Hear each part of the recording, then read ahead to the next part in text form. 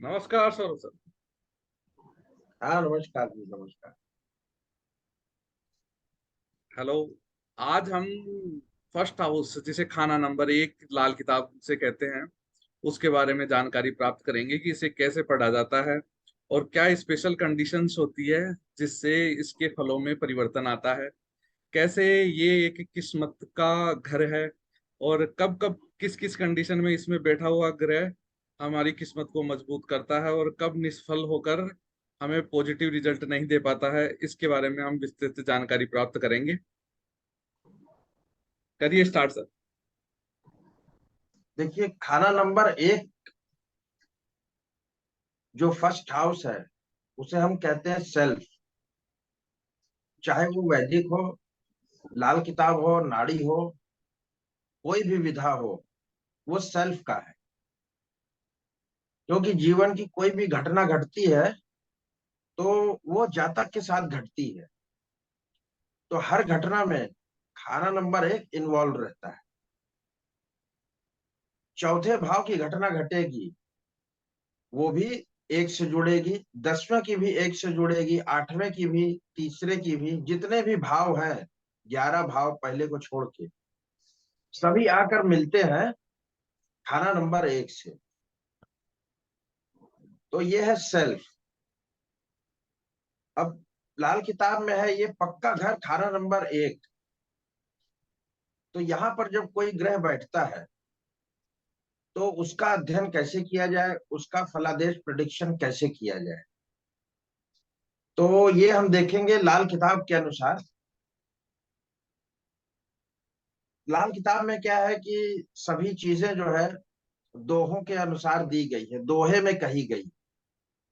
Shortcut में कह दिया गया है, जैसे गागर में सागर भरने वाली चीज है। तो देखते हैं, स्टार्ट करते हैं। अब ये जो कुंडली का प्रथम घर है, यानी कि खाना नंबर एक, इसका ताल्लुक अपने वजूद से है, अपने शरीर से है। वजूद, वजूद का अर्थ है अस्तित्व। जो हमारा एग्जिस्टेंस है, जो हमारी ये बॉडी है, ये पूरा खाना नंबर एक से देखा जाए। थोड़ा सा बता देता हूँ खाना नंबर एक से क्या क्या देखते हैं करके। ओके। स्वयं की प्रवृत्ति, मतलब खुद का नेचर कैसा है आदमी का। शरीर, अपने अंग, हाथ आदि के निशान, अपनी कमाई, अपने जीवन की गर्मी खुश्की। अपनी कमाई जो खुद के द्वारा इंसान ने कमाया है, अर्न किया जाए और खुद की अपने मेहनत से। जीवन की गर्मी खुश्की, मतलब जो उसके अपने लाइफ में जो अप एंड डाउन होगा वो भी यहीं से देखा जाएगा। जेर में पैदा होने वाले मवेशी, ऐसे मवेशी जिनकी सींग ऊपर हो, मतलब कि जो मैमल्स हैं जेर में पैदा होते हैं, दिल्ली में। झिल्ली में, हम्म। वो मवेशी जिनकी सींग ऊपर की ओर हो, नीचे वाले यहां से नहीं लिए जाएंगे। अपने खुद के बनाए हुए मकान, अपना आसन, अपना पद, घर की चार दीवारी, घर के फर्श के कोने, कौन है? घर की चार दीवारी। आपने बहुत घरों को देखा होगा कि घर तो बहुत अच्छा है, लेकिन जो फेंसिंग है, जो घर की जो चार दीवारी है, उसका कोई रख रखाव नहीं होता है। हाँ। तो वो तब होता है, या जब। घर के जो फर्श के कोने हैं वो गंदे मैले कुचले पड़े हैं, बीच में सफाई कर दी गई। तो ये तब होता है जब कोई अशुभ ग्रह आके बैठ जाता है खाना नंबर एक में। अपने वाहन, जो वाहन है, वाहन खाना नंबर एक से देखा जाता है लाल किताब में। वैदिक में हम फोर्थ हाउस लेते हैं, व्हीकल का हाउस, लेकिन इसमें खाना नंबर एक से देखते हैं और केतु से देखते हैं। क्यों? क्योंकि केतु है सफर, वाहन से हम करते हैं सफर, इसके लिए केतु को लिया जाता है इसमें। स्वयं के पुराने मकान, रिवाज आदि से संबंध, अपनी जवानी का समय, अपना यश, पुरुषों से संबंध, वर्तमान जन्म, अपने साथ प्रवृत्ति रूप में लाए हुए गुण, अपना व्यापार, अपनी पहचान, मतलब जो कुछ है सब अपना है, सेल्फ इसके लिए सेल्फ कह दिया गया हर विधा में, कि जो आपने खुद की मेहनत मशक्कत से पैदा किया, बनाया, वो सारी चीज इससे देखी जाती है। तो खाना नंबर एक, पक्का घर खाना नंबर एक, इसमें क्या कहते हैं कि घर पहला है तख्त हजारी, ग्रहफल राजा कुंडली का, ज्योतिष में इसे लगन भी कहते, झगड़ा जहां रूह माया का। तो ये जो स्टार्टिंग के तीन चीज तो बहुत आसानी से समझ में आ गई होगी कि ये क्या है। पहला घर शाह सलामत का तख्त बादशाही, या हुजूर का कदम मुबारक। शाह सलामत तख्त बादशाही मतलब ये क्या है, सिंहासन है। खाना नंबर एक सिंहासन है। जैसे सिंह है, सिंह यदि किसी चट्टान पर भी बैठ जाए तो वो भी सिंहासन हो जाता है। सिंह का जो भी आसन है वो सिंहासन है। तो लाल किताब में जो खाना नंबर एक है उसे तख्त या सिंहासन के नाम से जाना जाता है। और यहाँ पर जो ग्रह बैठता है वो कुंडली का राजा होता है। घर पहला है तख्त हजारी, ग्रहफल राजा कुंडली का, ज्योतिष में इसे लगन भी कहते, लगन कहते हैं, एसेंडेंट, इतना तो सब जानते हैं। झगड़ा जहां रूह माया का। अब ये जो चौथा वाला पार्ट है कि झगड़ा जहां रूह माया का, ये महत्वपूर्ण है। इससे आप बहुत कुछ देख सकते हैं।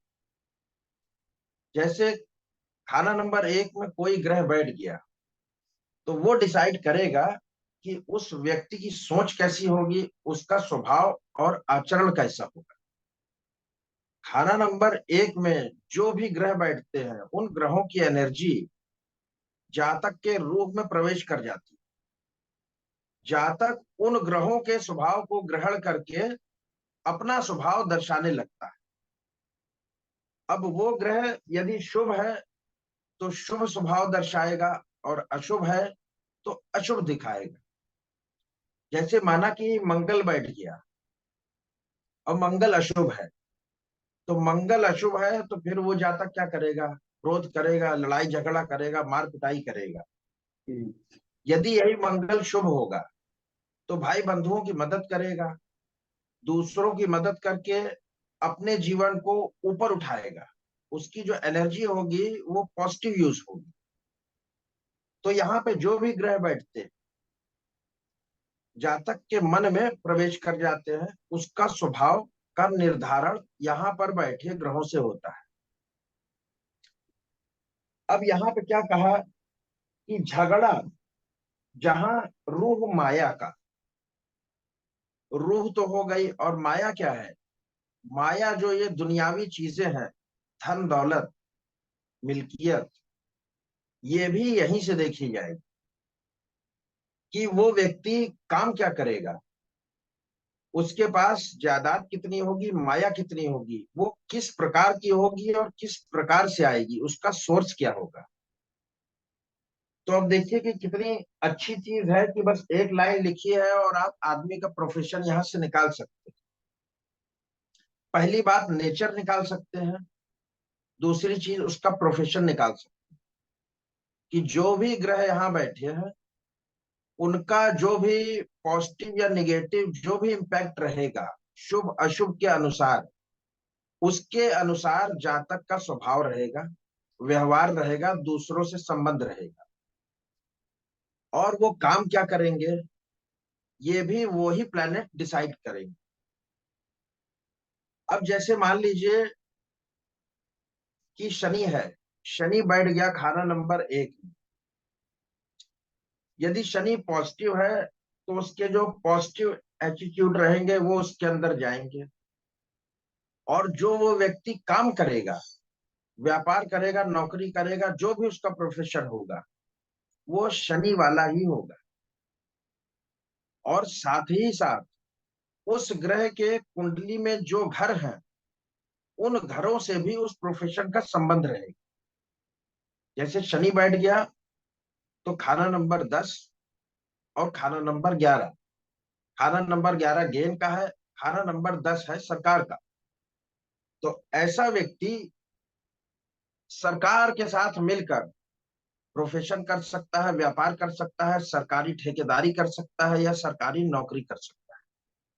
वो डिपेंड करेगा कि शनि कितना शुभ और अशुभ हो रहा है। तो जो भी प्लेनेट बैठेंगे खाना नंबर 1 में, उनसे संबंधित काम करेगा व्यक्ति, और वैसे ही उसका व्यवहार होगा और आचरण होगा, वैसे ही लोगों से संबंध रखेगा। तो ये जो चौथी बात कही गई है कि झगड़ा जहां रूप माया का, तो ये बहुत इंपॉर्टेंट बात। उच्च बैठे ग्रह उत्तम कितने, दस्ती लिखा ख्वाह विधाता हो, खाली पड़ा घर सात जब टेवे, शक्की असर कुल ग्रह का हो। उच्च बैठे ग्रह उत्तम कितने, यहाँ पे यदि कोई उच्च का ग्रह बैठ जाता है तो वो अति उत्तम है। दस्ती लिखा ख्वाह विधाता हो, मतलब परमात्मा ने कागज पे लिख के दे दिया कि जाओ बेटा सब अच्छा होगा, उच्च के ग्रह बैठ गए। लेकिन आगे की लाइन में सब पलट जाता है। खाली पड़ा घर साथ जब टेवे, शक्की असर कुल ग्रह का हो। अब चाहे यहाँ पर उच्च के ग्रह ही बैठे हों, लेकिन यदि खाना नंबर 7 खाली है, खाना नंबर 7 का आंगन कहा गया है खाना नंबर 1 को, तो यदि खाना नंबर 7 खाली है तो अब चाहे उच्च के सारे ग्रह बैठ गए, फिर भी वो किसी काम के नहीं, कोई असर नहीं देगी।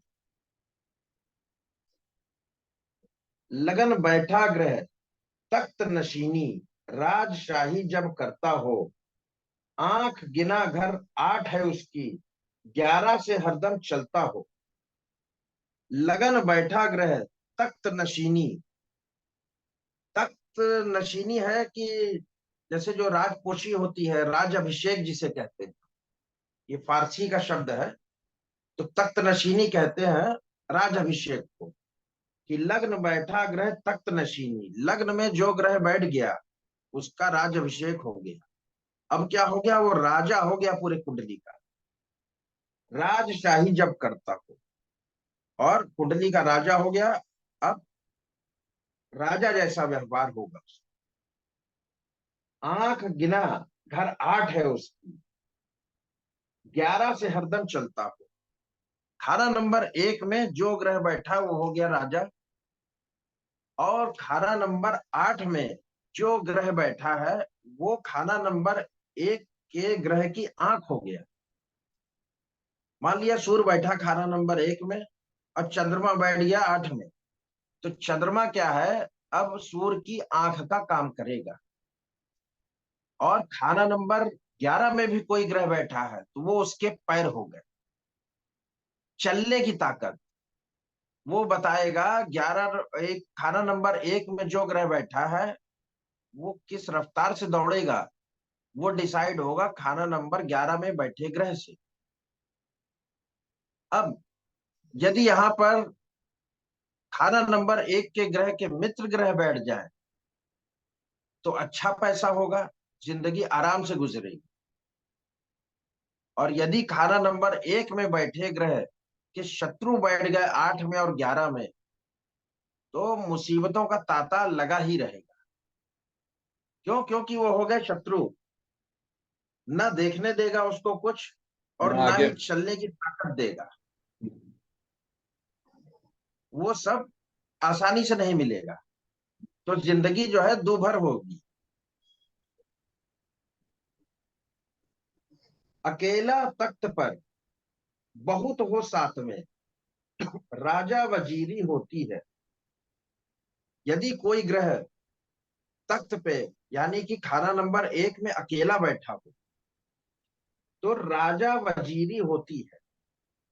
तो वो हो गया राजा, मतलब खाना नंबर 1 में एक ग्रह और खाना नंबर 7 में कई ग्रह। तो खाना नंबर 1 का ग्रह हो गया राजा और 7 का ग्रह हो गया वजीर। जी। अब 1 में बैठा ग्रह हो गया राजा, तो क्या हो गया, राजा एक वजीर कई। तो राजा की जिंदगी आसान हो गई, उसने सारे वजीरों को, वजीर उसके नौकर हैं, उनको अलग अलग काम सौंप दिया कि तुम ये करो, तुम वो करो, तुम ये ले आना। तो राजा की जिंदगी हो गई आसान। तो वही कहा गया है कि लग्न बैठा ग्रह अकेला तख्त पर, बहुत हो सातवें, राजा वजीरी होती है।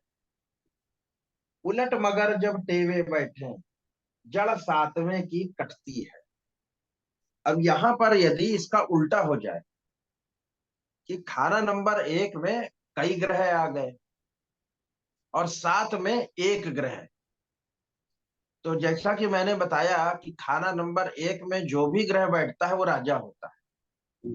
पहले कंडीशन थी राजा एक, वजीर कई। अभी क्या हो गया कि राजा कई हो गए और नौकर एक। तो अब उल्टा हो गया।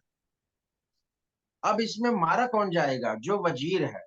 जैसे मान लीजिए कि कोई व्यक्ति है, वो चार पांच कंपनी में काम ले लिया है, नौकरी कर रहा है एक साथ। तो उस व्यक्ति की क्या हालत होगी? वही इस सातवें में बैठे ग्रह की हो। उस ग्रह का भूसा निकल जाएगा। क्यों? राजा हो गए कई, कई राजा एक साथ आदेश दे रहे हैं। कोई कह रहा है मेरे लिए जो है नाश्ते का जुगाड़ करो, कोई कह रहा है मेरा बिस्तर लगवाओ, कोई कह रहा है मेरी गाड़ी निकलवाओ। तो जो खाना नंबर सात में ग्रह बैठा है वो बर्बाद हो गया। और जैसे ही वो ग्रह बर्बाद हुआ तो उसका असर कहाँ कहाँ जाएगा कि खाना नंबर सात में बैठे ग्रह से संबंधित बीमारी लगेगी।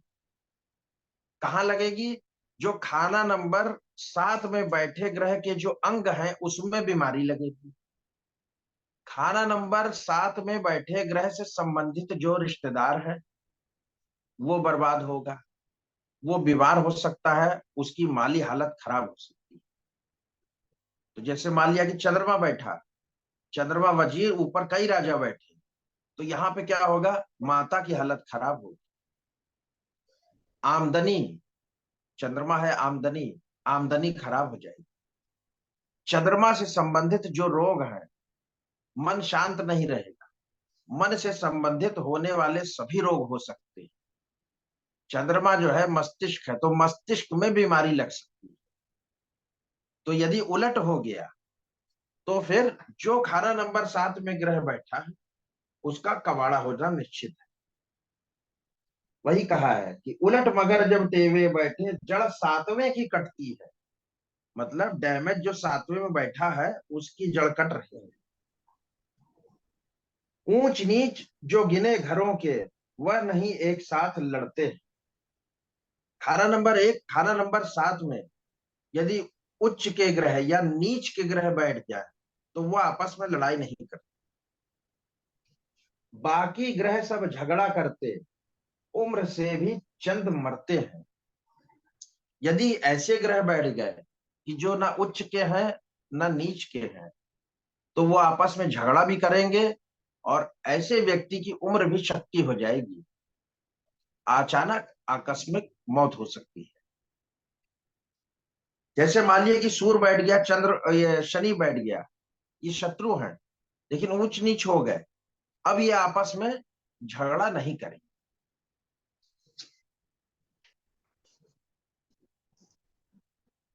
अब यहाँ पे क्या है कि इस घर का कारक सूर्य है। सूर्य यहाँ उच्च का फल देता है, शनि यहाँ पर नीच का हो जाता है। इस घर में मंगल भी शुभ फल देता है। क्यों? क्योंकि उसकी राशि है यहाँ पर मेष राशि। यहाँ राहु राशि फल का है और मंगल नेक ग्रह फल का है। इस घर में सूर्य के साथ कोई भी ग्रह हो तो सूर्य उसकी मदद हमेशा करता है। कोई भी ग्रह आ जाए, मित्र या शत्रु, इस खाने में स्थित ग्रह के प्रभाव की रफ्तार मेढ़े जैसी होगी। यहाँ पे जो भी ग्रह बैठेंगे, जो भी फल देंगे अच्छा या बुरा, तो उसकी जो रफ्तार रहेगी, जो फल प्रदान करने की जो गति रहेगी, वो मेढ़े की जैसी रहेगी। मेढ़े की क्यों? क्योंकि मंगल देव की सवारी है मेढ़ा, मेष राशि आती है। अब खाना नंबर सात में शनि उच्च का है और सूर्य नीच का हो जाता है, और शुक्र जो है खाना नंबर 7 में ग्रह का घर होगा, उसके उसका खुद का घर है शुक्र का।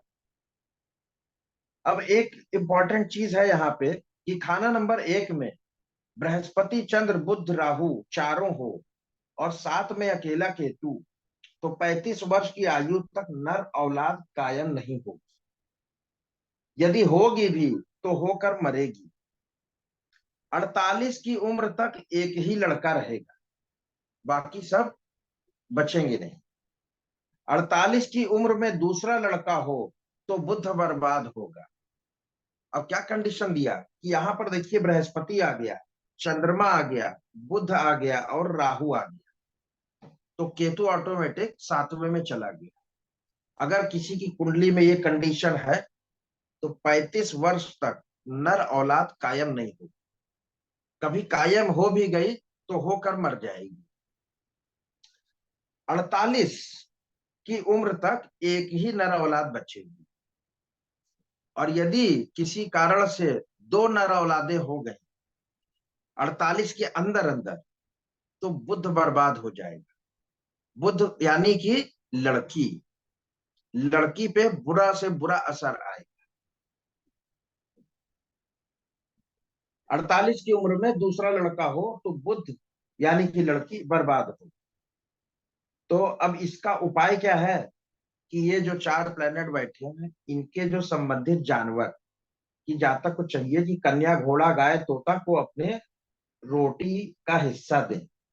इससे न केवल नर औलाद कायम होगी, मरेगी नहीं, बल्कि औलाद पैदा होने के दिन से जातक के एक धनयोग चालू हो जाए। तो इसमें क्या है, तोता है बुध का, कन्या बुध की, और आपका राहु है तो राहु के लिए आप कुत्ता ले सकते हैं। तो मतलब जब आप खाना खाने बैठे अग्रासन निकाल ले पहले, और वो इनके संबंधित पशु पक्षियों को वो अग्रासन दें।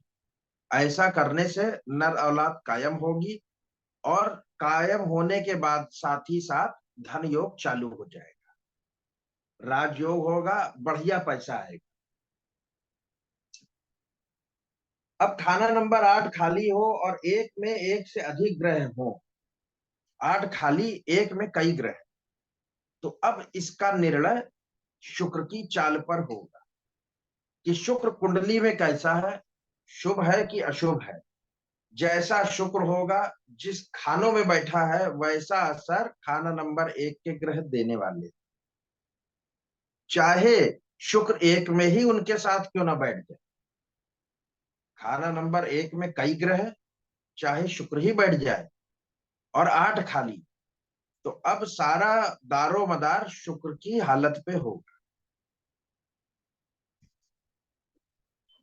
अब खाना नंबर 1 में बृहस्पति आ जाए तो चंद्रमा 1/2, शनि 3/4, केतु 5/6, शुक्र 1/4 की शक्ति का होगा। कहने का क्या मतलब कि यदि खाना नंबर 1 में हो बृहस्पति और चंद्रमा भी आ गया, तो अब चंद्रमा की शक्ति 1/2 यानी कि आधी हो जाएगी। शनि की शक्ति 3/4 हो जाएगी, और केतु की शक्ति 5/6 हो जाएगी। और यदि शुक्र बैठ गया यहाँ पे बृहस्पति के साथ लगन, तो उसकी शक्ति घटकर चौथाई हो जाएगी, यानी कि 1/4।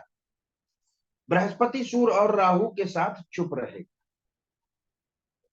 यह किसी को नीच नहीं करता। तो बृहस्पति क्या है कि सूर्य है और राहु है, तो इसके साथ चुप रहेगा, उनकी शक्तियों को क्षीण नहीं कर। अब खाना नंबर 1 में यदि सूर्य बैठ गया, तो ये खुद तो नीच का नहीं है, उच्च का है, लेकिन यहां पर यदि इसके साथ शुक्र बैठ गया तो अब ये नीच का होगा।